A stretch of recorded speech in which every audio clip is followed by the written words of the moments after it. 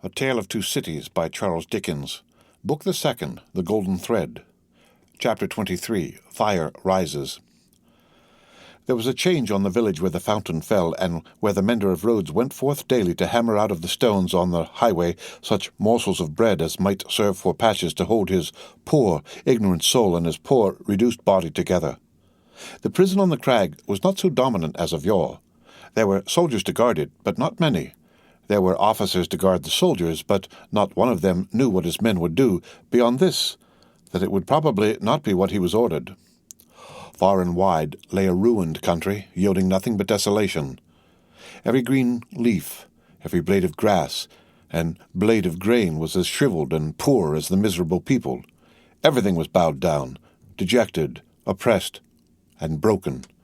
Habitations, fences, domesticated animals, men, women, children, and the soil that bore them all. Worn out.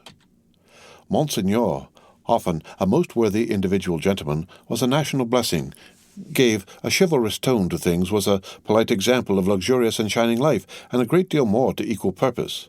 Nevertheless, Monseigneur, as a class, had somehow or other brought things to this. Strange that creation designed expressly for Monseigneur should be so soon wrung dry and squeezed out. There must be something short-sighted in the eternal arrangements, surely. Thus it was, however, and the last drop of blood having been extracted from the flints, and the last screw of the rack having been turned so often that its purchase crumbled, and it now turned and turned with nothing to bite, Monseigneur began to run away from a phenomenon so low and unaccountable.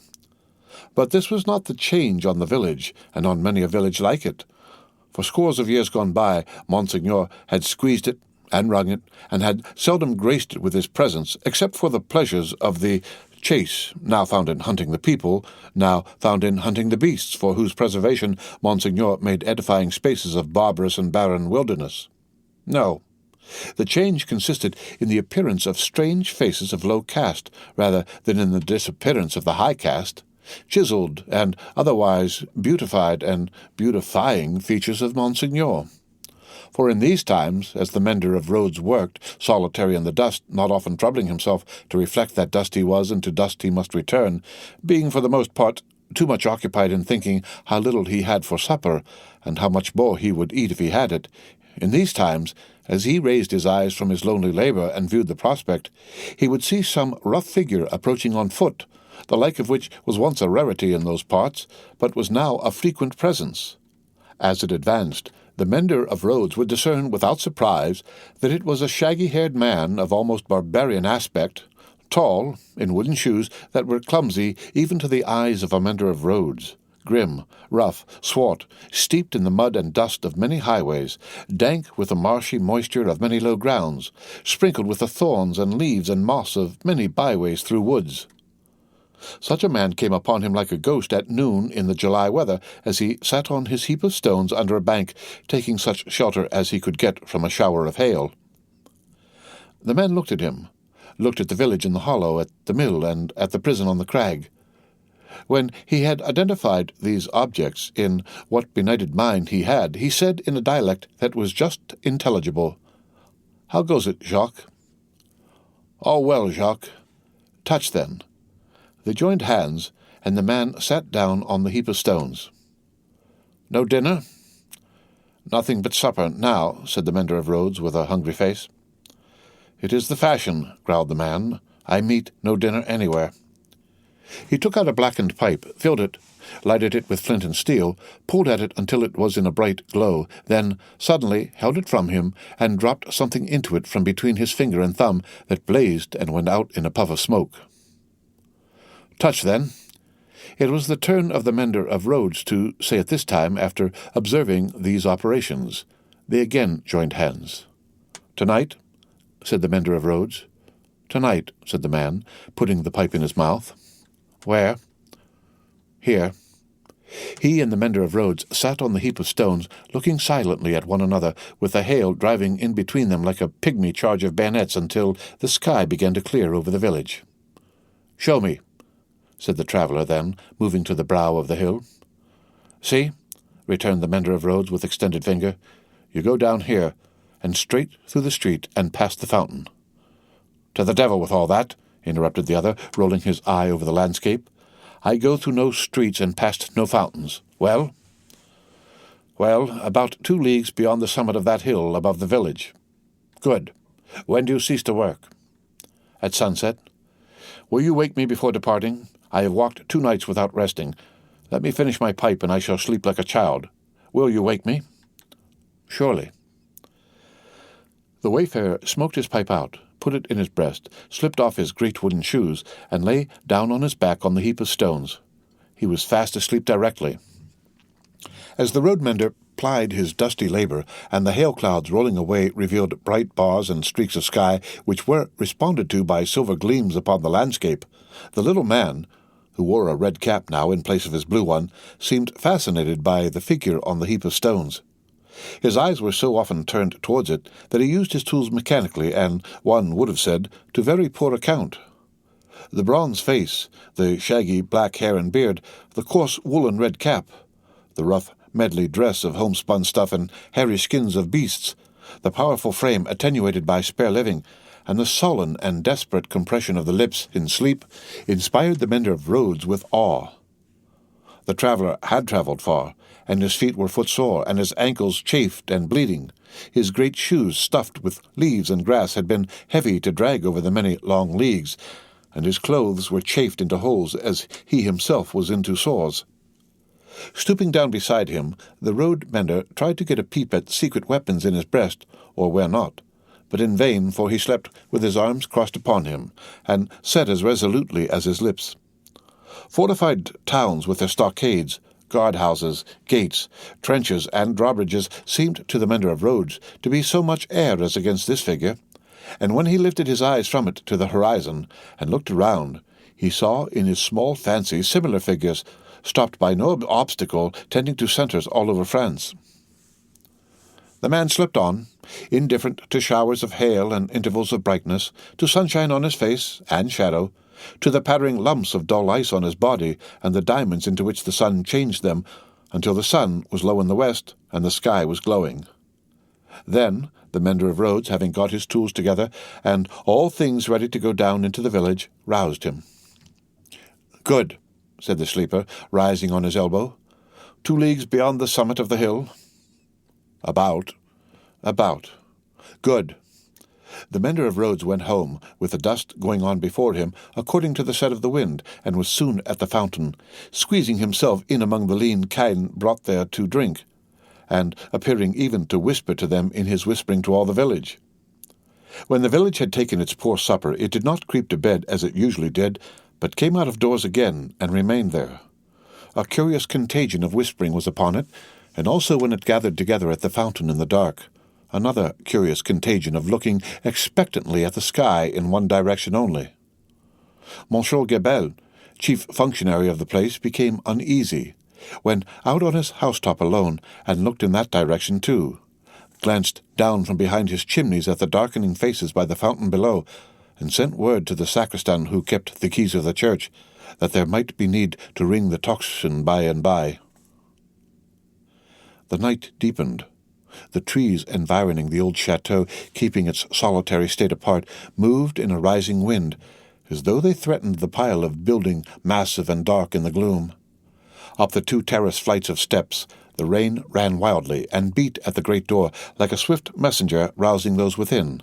Uneasy rushes of wind went through the hall, among the old spears and knives, and passed lamenting up the stairs, and shook the curtains of the bed where the last Marquis had slept. East, west, north, and south, through the woods, 4 heavy-treading, unkempt figures crushed the high grass and cracked the branches, striding on cautiously to come in the courtyard. 4 lights broke out there and moved away in different directions, and all was black again. But not for long. Presently the chateau began to make itself strangely visible by some light of its own, as though it were growing. Then a flickering streak played behind the architecture of the front, picking out transparent places and showing where balustrades, arches, and windows were. Then it soared higher, and grew broader and brighter. Soon from a score of the great windows flames burst forth, and the stone faces awakened stared out of fire. A faint murmur arose about the house from the few people who were left there, and there was a saddling of a horse and riding away. There was spurring and splashing through the darkness, and bridle was drawn in the space by the village fountain, and the horse in a foam stood at Monsieur Gabelle's door. "Help, Gabelle! Help, everyone!" The tocsin rang impatiently, but other help, if that were any, there was none. The mender of roads and 250 particular friends stood with folded arms at the fountain, looking at the pillar of fire in the sky. "It must be 40 feet high," said they, grimly, and never moved. The rider from the chateau and the horse in a foam clattered away through the village and galloped up the stony steep to the prison on the crag. At the gate, a group of officers were looking at the fire. Removed from them, a group of soldiers. "Help, gentlemen! Officers! The chateau is on fire! Valuable objects may be saved from the flames by timely aid! Help! Help!" The officers looked towards the soldiers, who looked at the fire, gave no orders, and answered with shrugs and biting of lips. "It must burn." As the rider rattled down the hill again and through the street, the village was illuminating. The mender of roads and the 250 particular friends, inspired as one man and woman by the idea of lighting up, had darted into their houses and were putting candles in every dull little pane of glass. The general scarcity of everything occasioned candles to be borrowed in a rather peremptory manner of Monsieur Gabelle, and in a moment of reluctance and hesitation on that functionary's part, the mender of roads, once so submissive to authority, had remarked that carriages were good to make bonfires with, and that post-horses would roast. The chateau was left to itself to flame and burn. In the roaring and raging of the conflagration, a red-hot wind, driving straight from the infernal regions, seemed to be blowing the edifice away. With the rising and falling of the blaze, the stone faces showed as if they were in torment. When great masses of stone and timber fell, the face with the 2 dints in the nose became obscured. Anon struggled out of the smoke again, as if it were the face of the cruel marquis burning at the stake and contending with the fire. The chateau burned.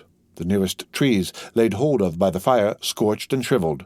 Trees at a distance, fired by the 4 fierce figures, begirt the blazing edifice with a new forest of smoke. Molten lead and iron boiled in the marble basin of the fountain. The water ran dry. The extinguisher tops of the towers vanished like ice before the heat and trickled down into 4 rugged wells of flame. Great rents and splits branched out in the solid walls like crystallization. Stupefied birds wheeled about and dropped into the furnace. 4 fierce figures trudged away, east, west, north, and south, along the night-enshrouded roads, guided by the beacon they had lighted, towards their next destination. The illuminated village had seized hold of the tocsin, and, abolishing the lawful ringer, rang for joy. Not only that, but the village, light-headed with famine, fire, and bell-ringing, and bethinking itself that Monsieur Gabelle had to do with the collection of rent and taxes, though it was but a small instalment of taxes, and no rent at all, that Gabelle had got in those latter days, became impatient for an interview with him, and, surrounding his house, summoned him to come forth for personal conference. Whereupon Monsieur Gabelle did heavily bar his door and retired to hold counsel with himself. The result of that conference was that Gabelle again withdrew himself to his housetop, behind his stack of chimneys, this time resolved, if his door were broken in, he was a small southern man of retaliative temperament, to pitch himself head foremost over the parapet and crush a man or 2 below. Probably Monsieur Gabelle passed a long night up there, with the distant chateau for fire and candle, and the beating at his door, combined with the joy-ringing for music, not to mention his having an ill-omened lamp slung across the road before his posting-house gate, which the village showed a lively inclination to displace in his favour. A trying suspense to be passing a whole summer night on the brink of the black ocean, ready to take that plunge into it upon which Monsieur Gabelle had resolved.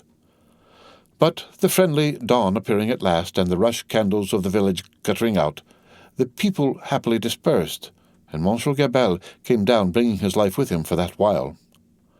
Within 100 miles, and in the light of other fires, there were other functionaries less fortunate that night and other nights, whom the rising sun found hanging across once peaceful streets, where they had been born and bred.